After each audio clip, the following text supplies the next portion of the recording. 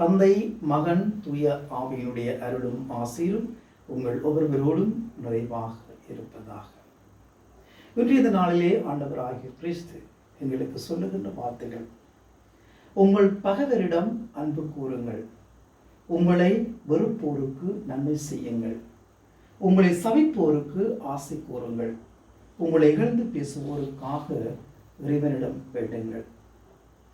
ஆண்டவர் தன்னுடைய உள்ளத்தின் ஆழத்திலிருந்து எங்களுக்கு சொல்லுகின்ற வார்த்தைகளாக இருக்கிறது.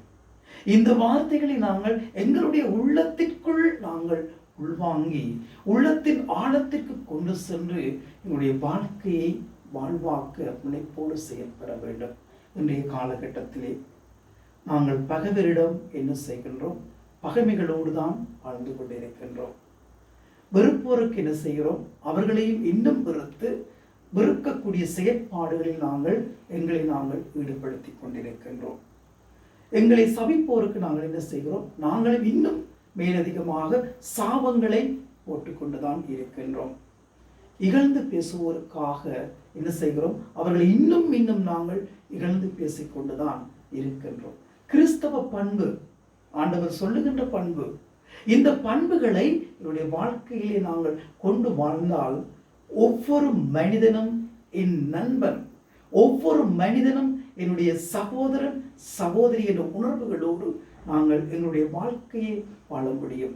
இவ்வாறு நாங்கள் வாழ்கின்ற பொழுது, ஆண்டவர் சொல்லுவதை போன்று பகைவரிடம் அன்பு கொள்ளுகின்ற பொழுது, வெறுப்போருக்கு நன்மை செய்கின்ற பொழுது, சபிப்போருக்கு ஆசை கூறுகின்ற பொழுது, இகழ்ந்து பேசுவோருக்காக இறைவனிடம் வேண்டுகின்ற பொழுது, நாங்கள் ஒருவரை ஒருவர் ஏற்றுக்கொண்டு ஒருவரோடு நாங்கள் வாழ்ந்து ஒருவருடைய உணர்வுகளை புரிந்து கொண்டு மகிழ்ச்சியோடு வாழும், அமைதியோடு வாழும், ஆறுதலோடு வாழும், சண்டை சச்சரவுகள் அற்ற நிம்மதியான வாழ்க்கையோடு எங்களுடைய வாழ்க்கையை நாங்கள் வாழ முடியும்.